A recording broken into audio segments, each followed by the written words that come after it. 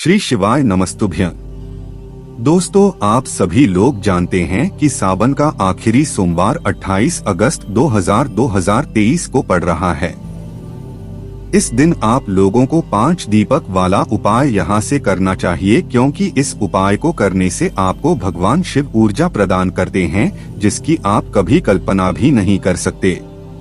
तो इसीलिए आज के इस वीडियो में हम आपको 28 अगस्त 2023 के दिन किया जाने वाला या सावन के 8वें सोमवार या सावन के आखिरी सोमवार के दिन किया जाने वाला 5 दीपक वाला बहुत ही बड़ा और विशेष उपाय बताने जा रहे हैं। जिस उपाय को अगर आप लोग करते हैं तो निश्चित ही आपके घर में सुख समृद्धि, धन संपदा, कभी किसी चीज की कमी नहीं होने वाली है और शायद आप लोगों के पास आखिरी मौका रहेगा, क्योंकि यह सावन का आखिरी सोमवार है।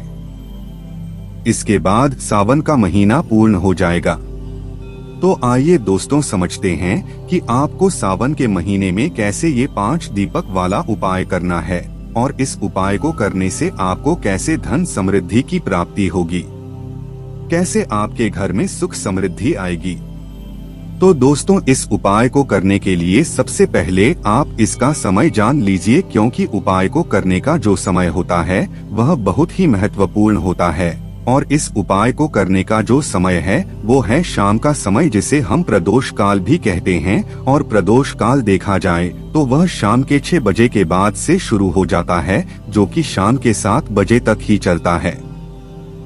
अगर आप थोड़ा देर भी हो जाते हैं तो आप 7 बजे के बाद 8 बजे से पहले भी इस उपाय को कर सकते हैं। निश्चित ही आपको इस उपाय को करने के बाद बहुत बड़ा फल मिलेगा। तो आइए दोस्तों शुरू करते हैं। जानते हैं उपाय आपको कैसे करना है। तो शाम के समय ही आपको 5 दीपक तैयार करने हैं और हम आपको बता दें, ये दीपक आपको मिट्टी के नहीं लेने हैं। ये दीपक आपको लेने हैं आटे के कैसे दीपक लेंगे?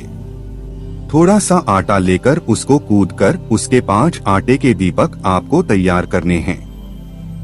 उसके बाद में दोस्तों इसके अंदर आपको रखनी है गोलबाती। हमने आपको पहले भी 5 दीपक वाला उपाय बताया है, जिसमें हमने आपको लंबी बाती का बताया, पर वह उपाय सिर्फ सावन के अधिक मास का था। पर यह वाला उपाय सावन के आखिरी सोमवार का है, इसलिए यह वाला उपाय बिल्कुल अलग है। तो इस उपाय में आपको 5 आटे के दीपक तैयार करने हैं। साथ ही में आपको इन 5 दीपक के अंदर गोल बाती रखती है। नाकी को यहाँ पर लंबी बाती तो गोल बाती रखकर इन 5 दीपकों को तैयार करें।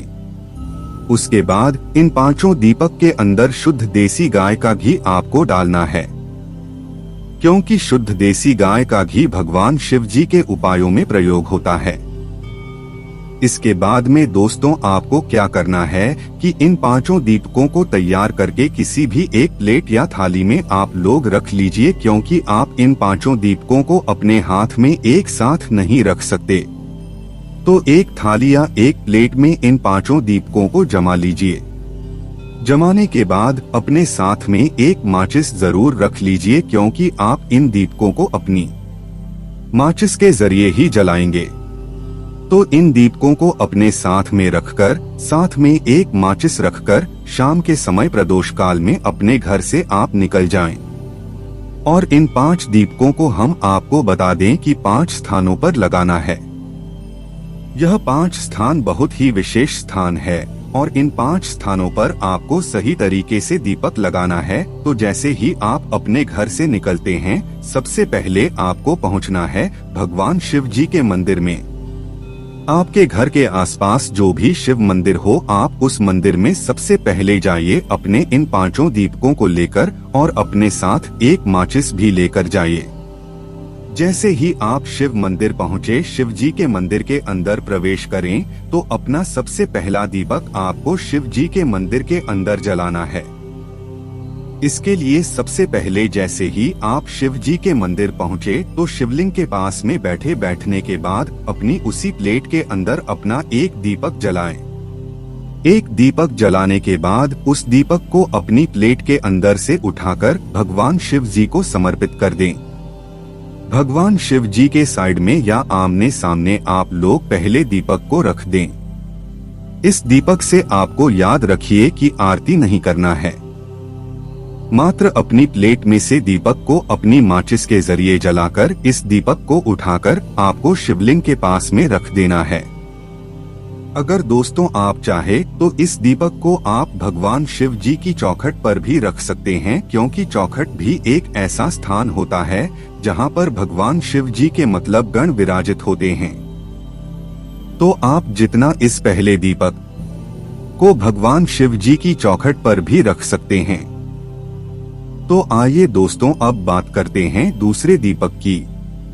पहला दीपक जैसे ही आप भगवान शिव जी के मंदिर में जला देते हैं, उसके बाद भगवान शिव जी से आशीर्वाद लेकर प्रार्थना करके आप भगवान शिव जी के मंदिर से बाहर निकलिए और दूसरी जगह दीपक लगाने के लिए पहुंच जाएं, जो कि है बेलपत्री का वृक्ष।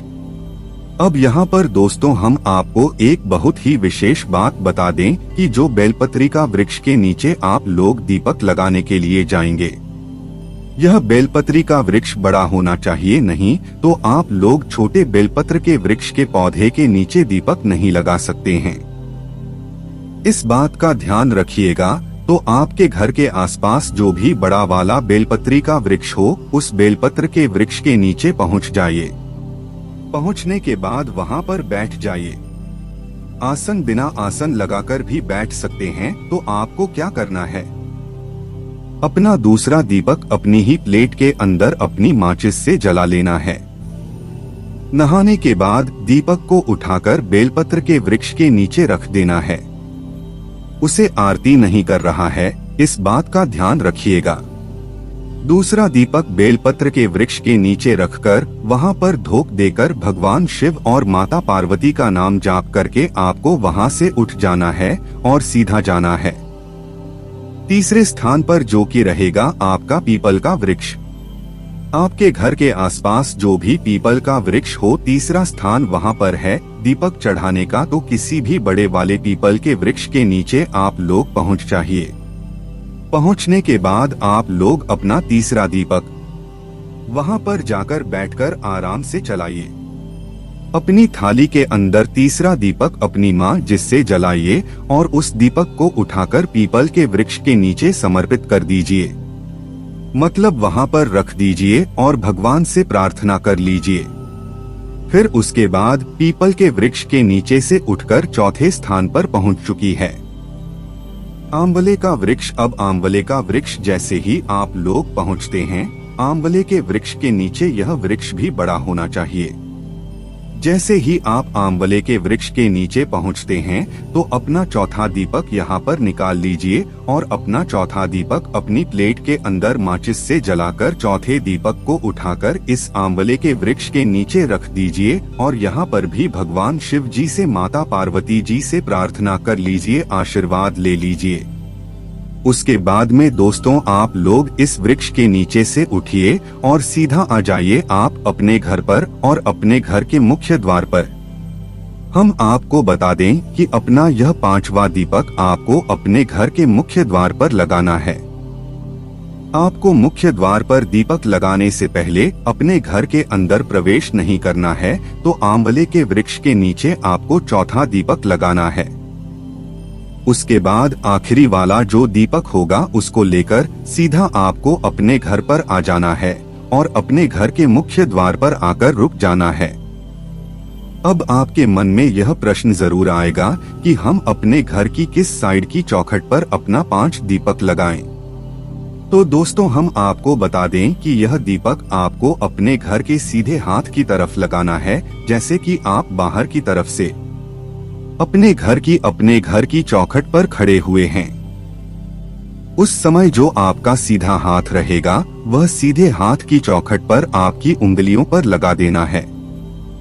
और दोस्तों हम आपको बता दें कि यह दीपक आपको अपनी प्लेट के अंदर ही माचिस से जला लेना है और उठाकर अपने घर के मेन गेट पर मुख्य द्वार पर चौखट पर सीधे हाथ की तरफ रख देना है। जब आप यह दीपक रख रहे हों तो अपने मन में आपकी जो भी मनोकामना हो वह भगवान शिव जी से जरूर बोल दीजिएगा, क्योंकि इसी 5वें दीपक को लगाने के बाद, रखने के बाद अपने घर के मुख्य द्वार पर आपको अपनी मनोकामना भी बोलना है, क्योंकि यही वह विशेष दीपक है जिस दीपक से भगवान शिव जी तक आपकी मनोकामना पहुंचेगी। और जैसे ही आप अपना 5वां दीपक रख देते हैं, आप अपने घर के अंदर भगवान शिव जी, माता पार्वती जी का नाम लेकर प्रवेश कर सकते हैं। दोस्तों, यहाँ पर हम आपको बता दें, आप में से कई सारे लोग यह प्रश्न जरूर करेंगे कि हमारे पास घर के आसपास कोई बेलपत्री का वृक्ष नहीं है, या कोई पीपल का वृक्ष नहीं है, या कोई बेल आंवले का वृक्ष नहीं है। तो हम आपको यहाँ पर बता दें कि आपके घर के आसपास यह वृक्ष होना जरूरी है।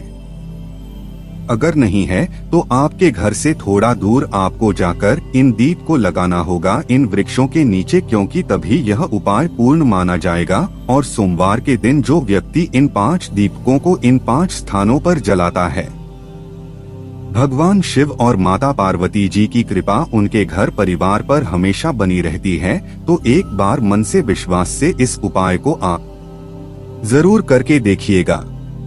साथ ही में दोस्तों, जैसे जैसे हमने आपको इन 5 दीपकों को 5 अलग अलग स्थानों पर और कैसे लगाने के लिए बताया है, इस तरीके से आपको लगाना है, तभी यह उपाय काम करेगा।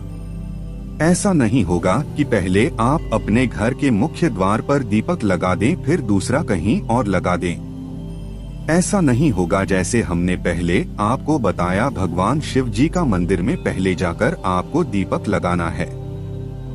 दूसरा स्थान है आपका बेलपत्री का वृक्ष, तीसरा स्थान है आपका पीपल का वृक्ष, चौथा स्थान है आपका आंवले का वृक्ष, और 5वां और अंतिम स्थान है आपके घर का मुख्य द्वार। इन्हीं स्थानों पर इसे जमा कर ही आपको यह दीपक लगाना है और एक एक दीपक आपको रखना है। तो 5 दीपक वाला यह उपाय आप जरूर कर देखिए। इस उपाय को करने में अगर आपको कोई भी समस्या आती है तो आप हमसे कमेंट करके पूछ सकते हैं। ओम नमः शिवाय। जय भोले बाबा, श्री शिवाय नमस्तुभ्यं।